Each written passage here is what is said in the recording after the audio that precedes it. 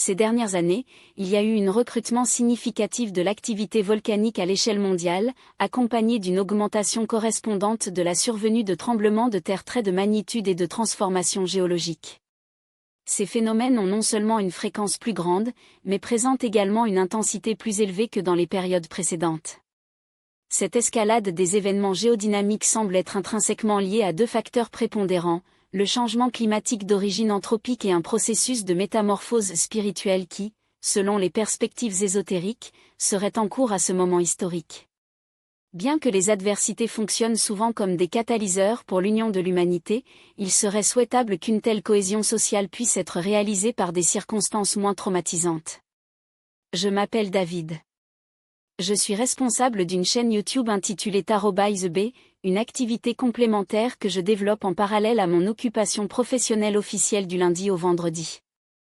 À la fin des heures de bureau, je me consacre à l'enregistrement des vidéos dans lesquelles j'effectuais des interprétations tarotiques destinées aux questions politiques. Par la suite, j'apprécie la compagnie de ma femme et de nos deux félines domestiques. Le jalon initial de ma croyance dans les phénomènes au-delà des dates conventionnelles remonte à l'expérience récurrente des rêves prémonitoires. Ces visions de rêves ont été distinguées par un halo doré qui les impliquait, signalant leur nature prophétique. En remarquant ce motif brillant, j'ai commencé à observer ces rêves plus attentivement dans le but de déchiffrer leur signification. Souvent, ils prévoyaient des catastrophes aéronautiques, un thème particulièrement inquiétant, compte tenu de mon impuissance totale pour intervenir dans les événements attendus. L'épisode le plus percutant s'est produit pendant mon premier cycle, lorsque j'ai rêvé de l'accident d'un bus spatial. De la vie, les membres d'équipage ont été secourus, parmi lesquels une figure qui, bien que ressemblait à l'astronaute Sally Ride, je me suis identifié comme le professeur Christo M.C. Olive, membre de la mission Challenger. Dans le rêve, les survivants, bien que blessés, étaient conscients et dans un état d'agitation extrême, transportés dans des civières. Le lendemain matin, lorsqu'il a été informé de la tragédie, il a appris que le récit officiel avait confirmé la mort de tout l'équipage dans l'explosion. Mon intuition, cependant, a contredit cette version. Certains avaient survécu à la détonation initiale, bien que incapables d'éjecter la capsule, qui a chuté intacte au sol. Des années plus tard, les données officielles ont confirmé cette hypothèse. Au fil des ans, je me suis soumis à des consultations avec Sensitive Renrode, comme Matt Frazé et Linda Grindle, ce dernier connu sous le nom de Comanche psychique. Les deux ont attesté de ma capacité moyen-moyenne, étant belles les principaux encouragements pour moi à développer ce cadeau. L'option pour le tarot en tant qu'instrument de travail intuitif est venue après mon contact avec les classes du docteur Le Rodriguez, dont la présence numérique était expressive à l'époque. Son approche m'a attiré surtout pendant une période d'intense anxiété collective, après l'élection du 45e président des États-Unis. En tant qu'individu hautement empathique, l'exposition prolongée à la rhétorique et les actions de ce leader, marqué par des traits de narcissisme et d'hostilité, représentait un défi émotionnel considérable. Par conséquent, il a cherché dans son analyse, non seulement le confort, mais aussi des preuves de l'avenir politique du pays, en espérant une transition précoce du pouvoir, une attente qui, malheureusement, ne s'est pas concrétisée. Tout au long de ma carrière, j'ai fait plusieurs séances avec différents professionnels du domaine intuitif, y compris ceux qui travaillent sur des programmes radio et d'autres de la réputation reconnue au milieu. Je n'ai jamais rencontré une lecture négative, au contraire, les expériences étaient principalement enrichissantes. Parmi eux, la consultation avec Matt Frazé pendant la pandémie Covid-19 s'est démarquée de son impact profond. En plus d'une session privée que je me suis programmée, j'en ai acquis un autre destiné à ma mère. Deux aspects de la pratique de Frazé m'ont convaincu de son authenticité. Premièrement, la précision surprenante de ses révélations. Deuxièmement, la vitesse à laquelle il articule les informations. Contrairement aux techniques telles que la lecture à froid, dans laquelle le lecteur formule de vagues déclarations et attend les réactions du consultant pour ajuster le discours, Frazé déclare des données spécifiques. À un rythme accéléré, ce qui rend difficile l'essai immédiatement. Heureusement, il est possible d'enregistrer vos sessions, ce qui facilite la révision ultérieure. Dans mon rendez-vous, il a mis en contact avec mon père décédé, mentionnant des détails intimes et inconnus de tiers. La même chose s'est produite en lisant ma mère. Ces expériences ont renforcé ma propre pratique, dans laquelle je recherche des non-guidées lean, mais l'anticipation qui permettent des décisions plus conscientes. L'objectif n'est pas de recevoir des instructions, mais d'obtenir des informations sur les événements futurs, me permettant de me préparer correctement. Même lorsque les projections sont défavorables, les connaissances antérieures atténuent l'impact émotionnel, en évitant les surprises brusques. Quant au scénario américain, la perspective est d'intensifier des phénomènes naturels extrêmes tels que les ouragans et les tremblements de terre. Du point de vue scientifique, cette tendance découle du changement climatique mondial, qui augmente les températures moyennes de la planète. De tels changements thermiques interfèrent avec les courants océaniques, mécanismes de régulation du climat mondial, résultant en schémas météorologiques atypiques. Par exemple, une augmentation de la fréquence des ouragans de catégorie 5 est observée, ainsi que l'étendue des incendies de forêt en Californie, où elle réside. Une fois limité à environ 6 mois par an, le risque de brûlure persiste maintenant tout au long de l'année, aggravé par des cycles de sécheresse prolongés. À l'échelle mondiale, les effets du changement climatique sont des adaptations urgentes, irréversibles et exigeantes. D'un point de vue spirituel, si la Terre est considérée comme l'entité Gaïa, il y a une synchronicité intrinsèque qui relie toutes les formes de vie, des micro-organismes aux grands mammifères. Chaque être, quelle que soit sa complexité, a une énergie vitale qui intègre un réseau cosmique d'interdépendance, analogue au concept de « force » dans la mythologie de Star Wars. Dans ce paradigme, une pierre et un éléphant partagent la même essence énergétique, ne différant que par la manifestation dynamique de cette force. La planète, à son tour, correspond non seulement aux transformations climatiques induites par l'action humaine, mais aussi aux vibrations émotionnelles et spirituelles que nous avons émises. La courroie de feu du Pacifique, un réseau de volcans qui entoure le bassin océanique, illustre cette dynamique. L'activité volcanique s'est intensifiée, déclenchant des sismos et des modifications géologiques plus fréquemment et l'ampleur. Ces phénomènes reflètent probablement non seulement le réchauffement climatique, mais aussi une transition spirituelle collective qui, selon le courant. La dynamique sociale contemporaine révèle une tendance paradoxale à l'union collective au milieu des crises, comme si les adversités fonctionnaient comme des catalyseurs pour surmonter les divergences triviales et la mobilisation de la solidarité. Bien qu'il soit souhaitable que la cohésion sociale ne dépend pas de tragédies pour se manifester, l'histoire démontre que des moments d'une plus grande collaboration humaine émergent souvent en réponse à des événements perturbateurs, lorsque la survie et l'empathie chevauchent les conflits individuels. Cette observation, cependant, ne doit pas être interprétée comme une justification de la perpétuation des crises, mais comme une invitation à la réflexion sur les mécanismes qui pourraient favoriser l'unité sans avoir besoin de souffrance collective. Dans la sphère économique, les États-Unis sont confrontés à un scénario inquiétant, marqué par le risque imminent de stagflation, un phénomène caractérisé par la stagnation de la croissance économique associée à une inflation persistante et élevée. Cette image, observée pour la dernière fois avec intensité dans le pays au cours des années 1970, représente un défi complexe pour les politiques monétaires traditionnelles. À cette époque, la combinaison du chômage à 2 chiffres et de l'inflation rampante nécessitait des réponses atypiques, car les instruments conventionnels, tels que la réduction des taux d'intérêt de la Réserve fédérale, FED, se sont révélés insuffisants ou même contre-productifs. La logique sous-jacente est claire, en réduisant les taux d'intérêt, le coût du crédit diminue, la stimulation des investissements commerciaux, l'embauche de main-d'œuvre et, par conséquent, la reprise du cycle économique. Cependant, dans un contexte de demande animée, telle que celle vérifiée pendant la liquidité augmentée par la pandémie de 19, peut exacerber la pression inflationniste, car l'offre de biens et services n'accompagne pas le rythme de la demande. L'exemple de la pandémie est éclairant, les stimuli fiscaux injectés dans le NOMI, ajoutés à la réduction de la consommation dans des secteurs tels que les services et les loisirs, a entraîné une accumulation de ressources financières entre les mains des consommateurs. Cet excédent a été dirigé vers des marchandises durables, telles que les voitures et l'immobilier, générant un décalage entre l'offre et la demande. La rareté relative de ces produits, aggravée par les interruptions des chaînes d'approvisionnement et la réduction temporaire de la production industrielle, a conduit à une augmentation significative des prix. Dans ce contexte, la stagflation est un cercle vicieux, augmenter les taux d'intérêt pour contenir la croissance économique des freins d'inflation, tout en maintenant de faibles taux d'intérêt pour stimuler l'activité accentue les pressions inflationnistes dans un processus analogue à un véhicule entanguré par la boue, dont la tentative de s'échapper ne fait qu'approfondir son emprisonnement. La politique commerciale adoptée ces dernières années, en particulier l'imposition d'importation aux importations, aggrave encore ce scénario. Les tarifs, bien que présentés comme des mécanismes de protection de l'industrie nationale, fonctionnent dans la pratique comme une taxe sur les consommateurs indirects. Prenant comme exemple un produit importé dont le coût unitaire est de $10, l'application d'un taux de 25% augmente son prix final à $12,50. Cette augmentation est réalisée le long de la chaîne de distribution, entraînant une augmentation répandue des marchandises.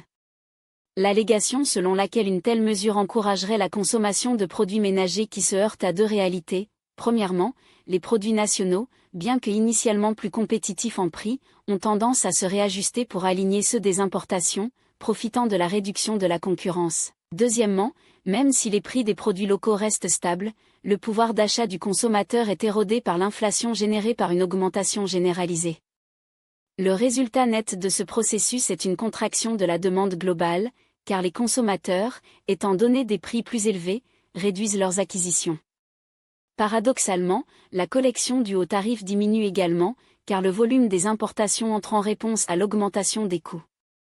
Dans le même temps, l'économie se décourage, mais l'inflation persiste, configurant le pire des mondes, la stagnation avec les pressions des prix. Surmonter cette impasse nécessiterait, en théorie, la révocation des tarifs et la reprise du libre-échange, permettant aux forces du marché de lire les prix et de restaurer la compétitivité. Cependant, la reconversion industrielle, c'est-à-dire le retour de la production de fabrication aux États-Unis, se heurte aux obstacles structurels. La construction de nouvelles usines exige des années de planification, de la conception du projet à l'obtention de licences environnementales et la sélection de lieux appropriés. En outre, les coûts de production aux États-Unis sont significativement plus élevés que les économies émergentes, non seulement en raison des salaires plus élevés, mais également des charges réglementaires et de l'incidence éventuelle des tarifs des intrants importés.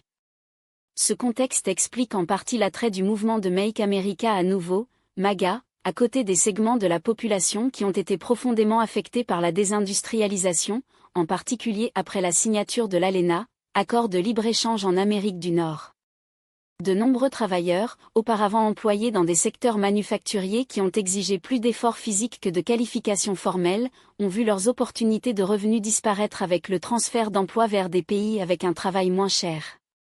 La nostalgie pour une époque dans laquelle les emplois stables et bien payés étaient accessibles sans avoir besoin d'enseignement supérieur, simplement par éthique laborieuse et volonté d'un travail acharné, il nourrit un ressentiment légitime, bien que souvent canalisé vers des récits simplistes. Ce n'est donc pas un simple problème économique, mais d'une crise d'identité et d'espoir, dans laquelle les chiffres charismatiques offrent des promesses de restauration en tant qu'antidote à la déception. Sur cette image, la figure de Donald Trump suppose des contours particulièrement inquiétants. Les observations faites depuis le milieu de 2023, sur la base d'analyses qui transcendent la règle strictement politique, suggèrent un déclin cognitif progressif, accompagné d'épisodes de santé publiquement publiés. L'opacité autour de votre état physique et mental n'est pas décontractée. Dans les systèmes d'énergie personnalisés, l'exposition des vulnérabilités représente un AM. Et à ça existentiel. L'analogie avec d'autres dirigeants autoritaires, comme Vladimir Poutine, est inévitable. Les deux partagent non seulement une rhétorique incassable de la force, mais aussi une stratégie pour cacher tout signe de faiblesse, soit par le contrôle strict de l'information, soit en manipulant les apparences. Le lien entre Trump et Poutine, soit dit en passant, va au-delà de simples similitudes stylistiques, s'étendant aux intérêts géopolitiques et aux réseaux d'influence qui méritent un examen approfondi.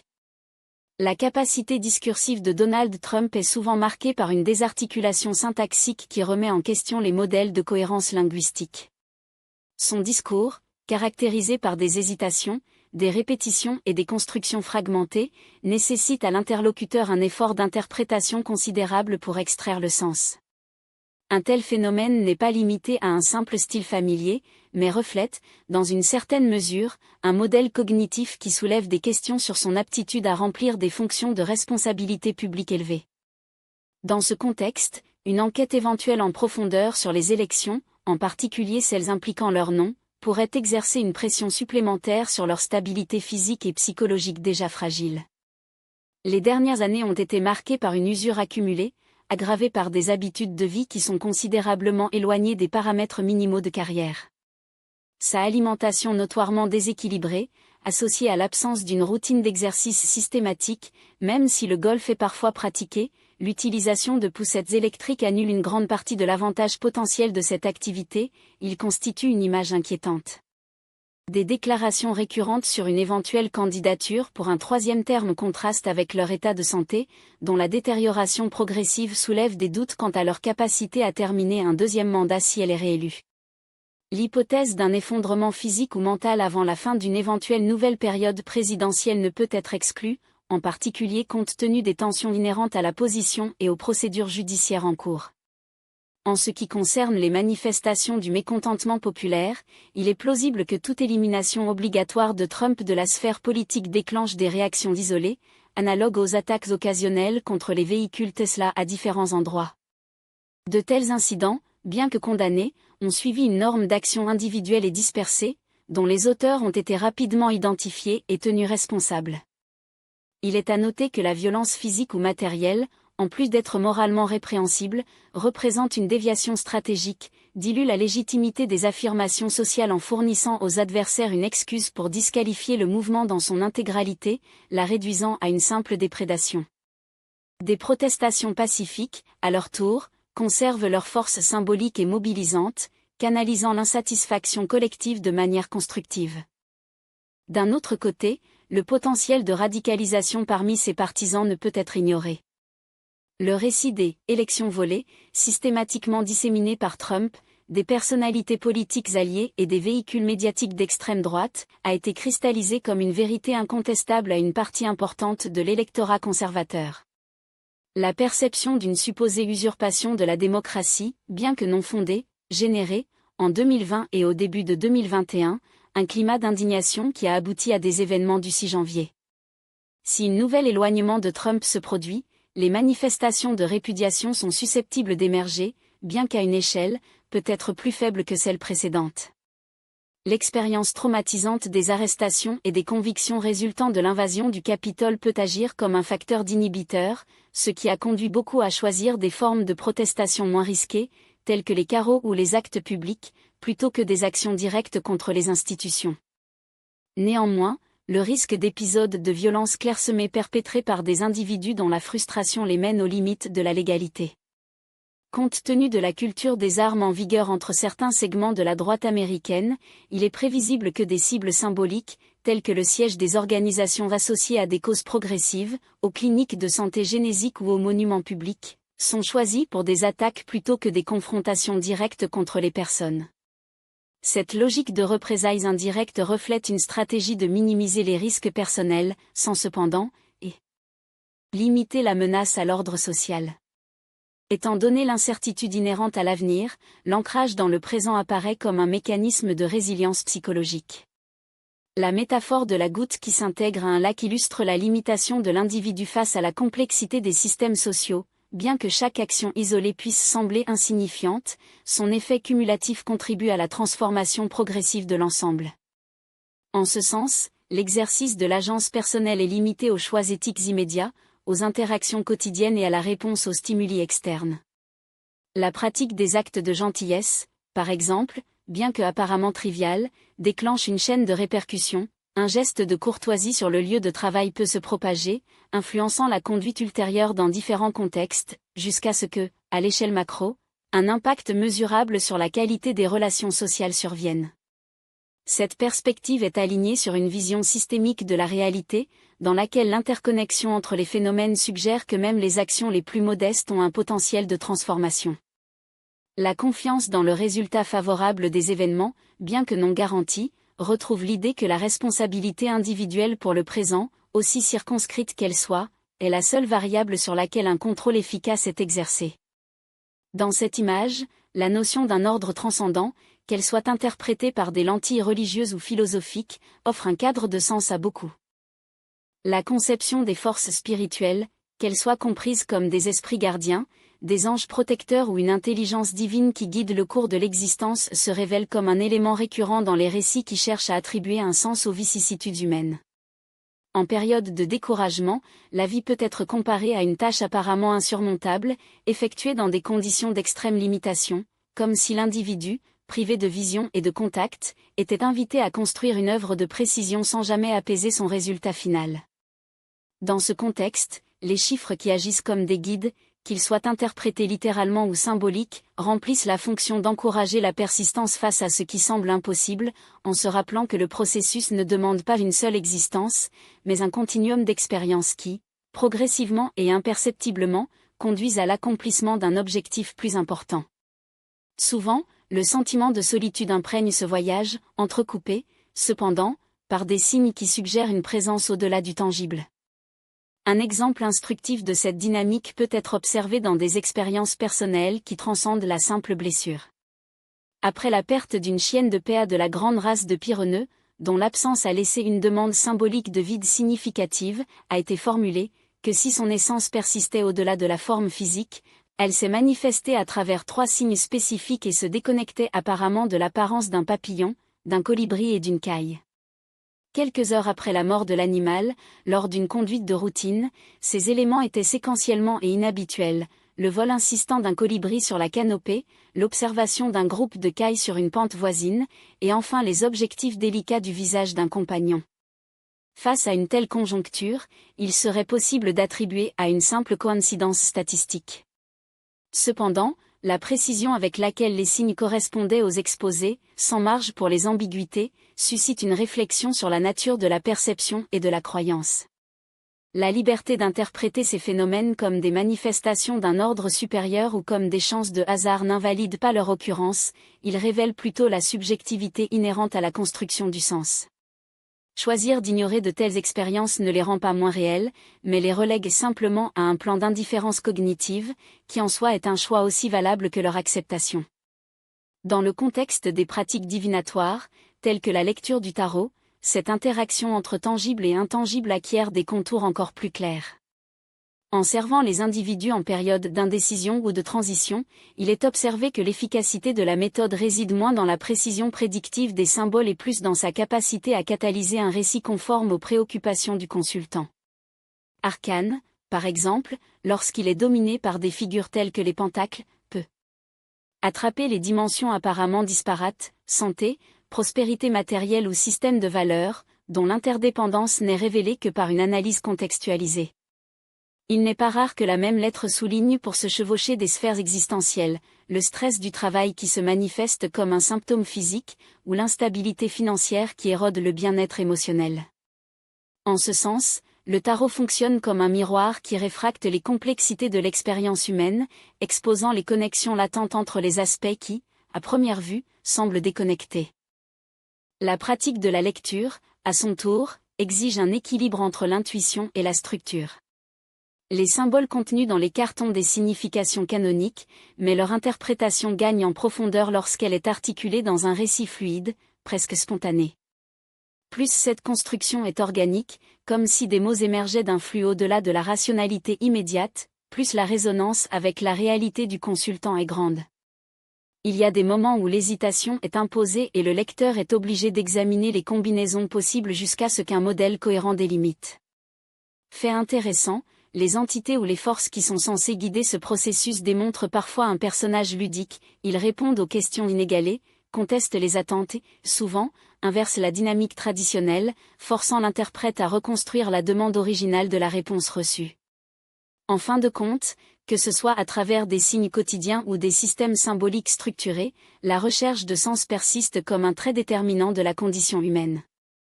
Le choix entre embrasser ou rejeter ces manifestations ne modifie pas leur existence potentielle, mais définit la façon dont l'individu se positionne face aux mystères inhérents à la vie.